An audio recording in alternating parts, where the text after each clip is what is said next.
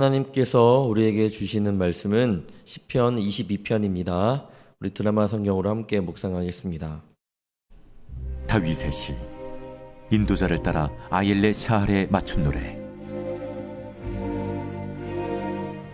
내 하나님이여, 내 하나님이여, 어찌 나를 버리셨나이까?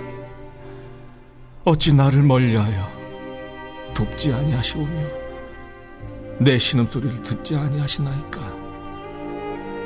내 하나님이여, 내가 낮에도 부르짖고 밤에도 잠잠하지 아니하오나 응답하지 아니하시나이다.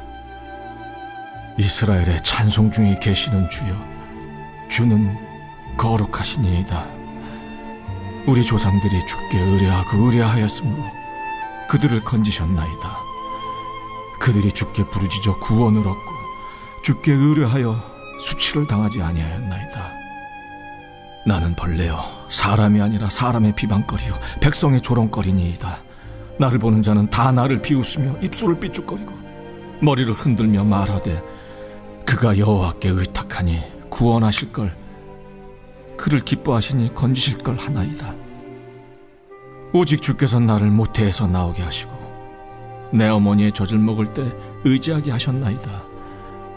내가 날 때부터 주께 맡긴 바 되었고 모태에서 나올 때부터 주는 나의 하나님이 되셨나이다. 나를 멀리하지 마옵소서. 환난이 가까우나 도울 자 없나이다. 많은 황소가 나를 에워싸며 바산의 힘센 소들이 나를 둘러쌌으며 내게 그 입을 벌림이 찢으며 부르짖는 사자 같으니이다. 나는 물같이 쏟아졌으며 내 모든 뼈는 어그러졌으며 내 마음은 밀랍 같아서 내 속에서 녹았으며 내 힘이 말라 질그릇 조각 같고 내 혀가 입천장에 붙었나이다. 주께서 또 나를 죽음의 진토 속에 두셨나이다. 개들이 나를 에워쌌으며 악한 무리가 나를 둘러 내 수족을 찔렀나이다. 내가 내 모든 뼈를 셀 수 있나이다. 그들이 나를 주목하여 보고 내 겉옷을 나누며 속옷을 제비 뽑나이다.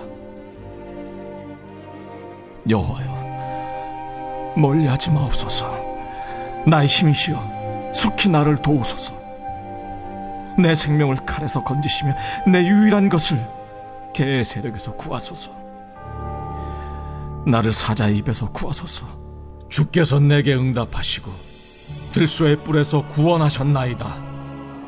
내가 주의 이름을 형제에게 선포하고 회중 가운데서 주를 찬송하리이다. 여호와를 두려워하는 너희여, 그를 찬송할지어다. 야곱의 모든 자손이여, 그에게 영광을 돌릴지어다. 너희 이스라엘 모든 자손이여, 그를 경외할지어다. 그는 곤고한 자의 곤고를 멸시하거나 싫어하지 아니하시며 그의 얼굴을 그에게서 숨기지 아니하시고 그가 울부짖을 때 들으셨도다. 큰 회중 가운데에서 나의 찬송은 주께로부터 온 것이니 주를 경외하는 자 앞에서 나의 서원을 갚으리이다. 겸손한 자는 먹고 배부를 것이며 여호와를 찾는 자는 그를 찬송할 것이라. 너희 마음은 영원히 살지어다. 땅의 모든 끝이 여호와를 기억하고 돌아오며 모든 나라의 모든 족속이 주의 앞에 예배하리니 나라는 여호와의 것이요 여호와는 모든 나라의 주제심이로다. 세상의 모든 풍성한 자가 먹고 경배할 것이요 진토 속으로 내려가는 자 곧 자기 영혼을 살리지 못할 자도 다 그 앞에 절하리로다. 후손이 그를 섬길 것이요 대대의 주를 전할 것이며 와서 그의 공의를 태어날 백성에게 전하며 주께서 이를 행하셨다 할 것이로다.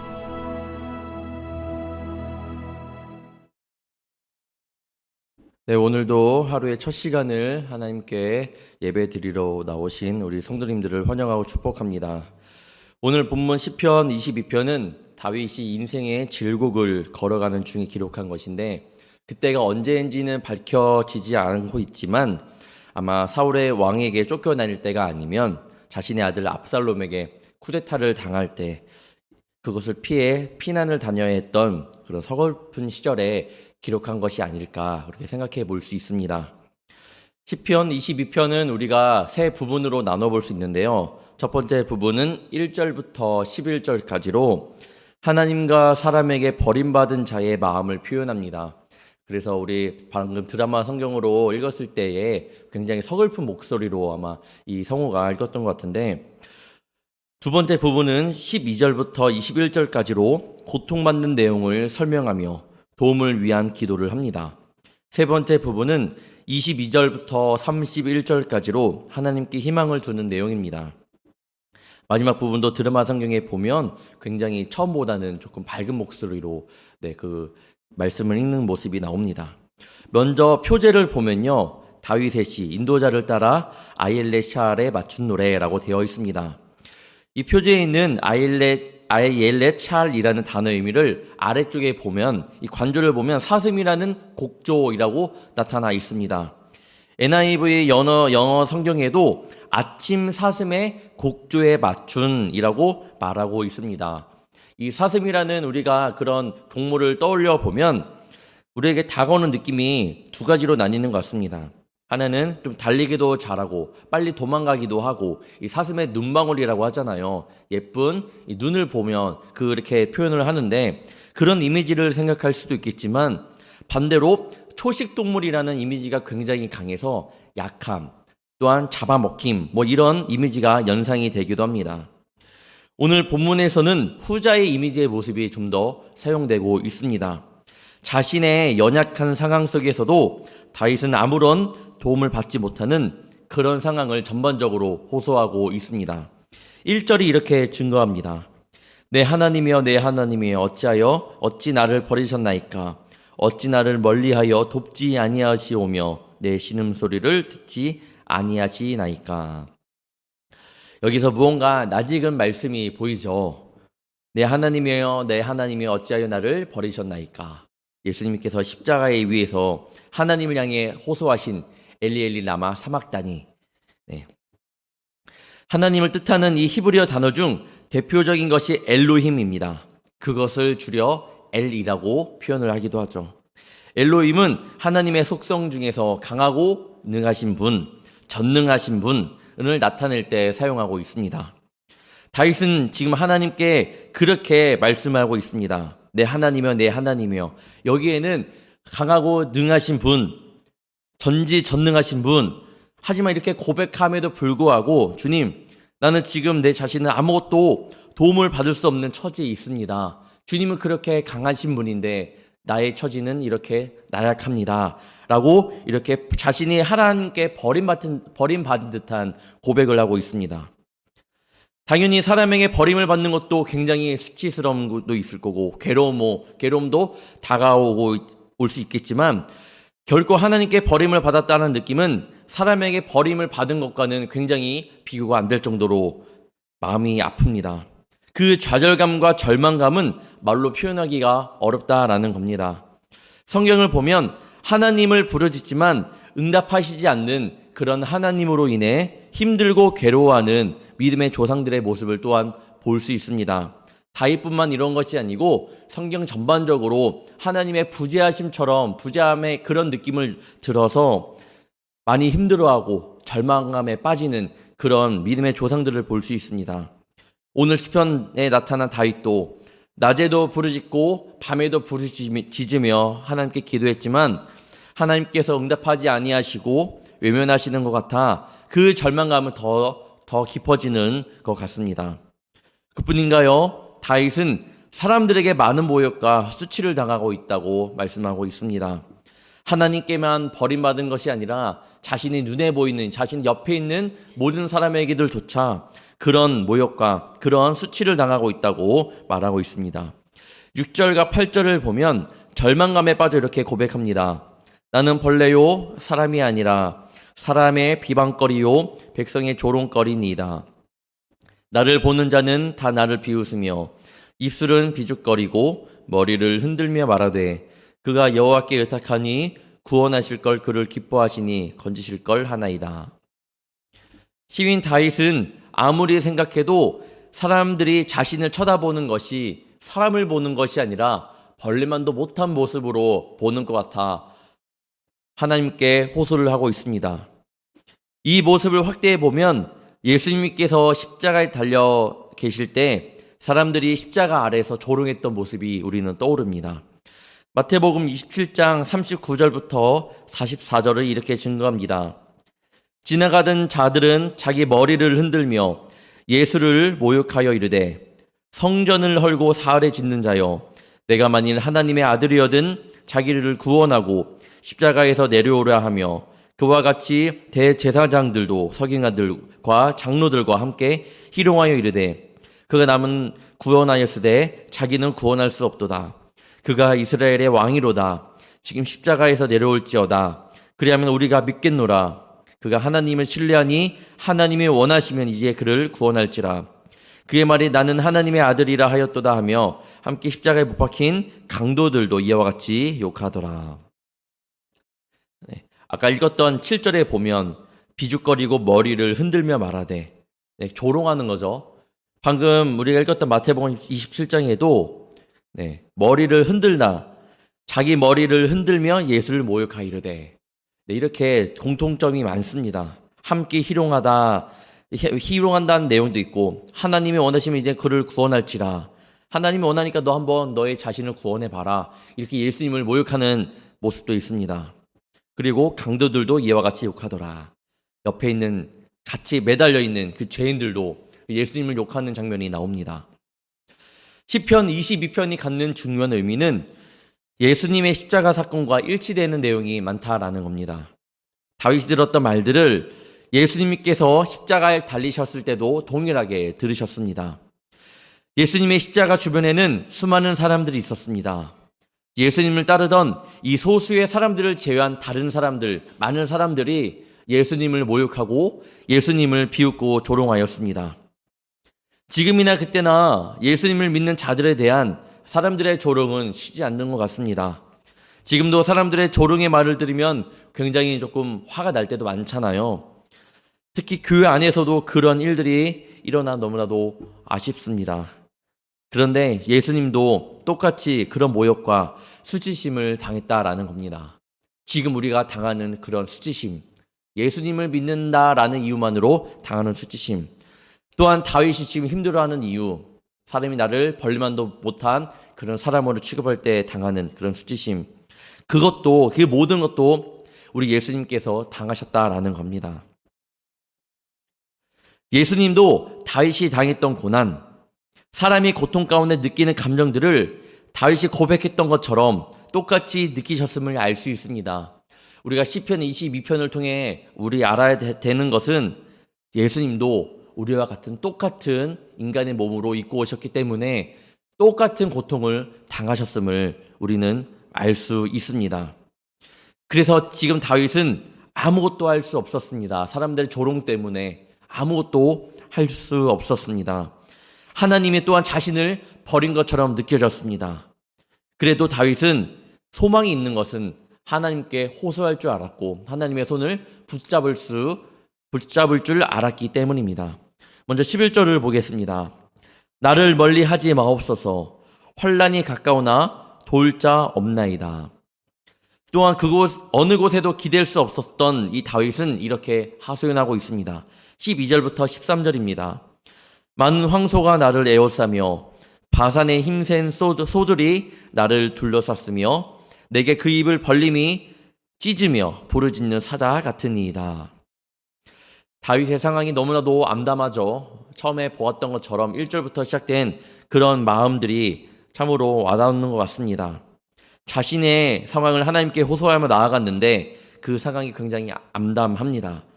지금 자신의 상황이 바산의 힘센 소들에 의해 둘러싸여 있다고 말하고 있습니다. 우리가 정작 소는 순하고 착한 동물로만 생각하기 쉽지만 동물의 왕국을 보면 들소들은 굉장히 힘이 셉니다. 들소와 사자가 1대1로 붙으면 사자가 절대로 이길 수 없습니다. 그래서 들소를 먹잇감으로 잡기 위해서는 최소한 6마리, 7마리 정도가 한 마리의 들소에 한꺼번에 덤비는 것을 보게 됩니다. 특히 바산은 갈릴리 호수 북동쪽에 위치한 지역인데 이 곳에는 이 거칠고 포악한 소들이 자라는 곳으로 알려져 있다고 합니다. 다윗은 그 소들이 지금 입을 벌리며 무엇을 찢는 것처럼, 그렇게 부르짖는 사자처럼 자신과 자신에게 이렇게 다가오고 있다고 자신의 두려움을 동물에 빗대어 표현하고 있습니다. 자신의 처지를 또한 17절과 18절에서 이렇게 한숨 쉬며 고백합니다. 내가 내 모든 뼈를 셀 수 있나이다. 그들이 나를 주목하여 보고 내 겉옷을 나누며 속옷을 제비 뽑나이다. 뼈를 셀 수 있다라는 것은 우리말로 생각나는 이 사자성어가 바로 피골상접입니다. 살가죽과 뼈가 맞붙을 정도로 몹시 마른 모습을 나타내는 것이죠. 지금 다윗의 상황이 얼마나 극심하면 이렇게 살은 다 빠지고 없고 뼈만 앙상하게 남아있는지 모르겠습니다. 그리고 겉옷을 나누고 속옷을 제비 뽑는다라는 것은 이것 또한 확대해서 보면 예수님의 십자가에 달리심을 우리가 볼 수 있습니다. 예수님께서 십자가 달리셨을 때 군인들이 예수님의 옷을 가지고 제비를 뽑는 말씀이 있습니다. 다윗이 지금 당하는 고통, 고난은 정말로 굉장합니다. 이 고통과 고난은 하나님께 버림받은 듯한 느낌, 그런 가운데서 오는 고통과 고난이었고요. 많은 사람들에게서 버림을 받은 고통과 고난 가운데, 그런 가운데서 오는 고통과 고난이었습니다. 예수님께서 십자가에 달리셨을 때 고통도 그런 것 같습니다. 하나님께 버림받은 듯한 느낌, 또한 많은 사람들에게, 자신의 제자들에게, 많은 사람들에게 버림을 받은 듯한 느낌, 고통과 고난. 아마 예수님이 느낀 그 고통은 십자가에 달린 고통, 그런 육체적인 고통보다도 마음의 고통이 굉장히 크지 않았을까 생각합니다. 그래서 예수님도 이 잔을 옮기실 수 있거든 이 잔을 옮겨달라고 하나님께 기도하는 장면도 있잖아요.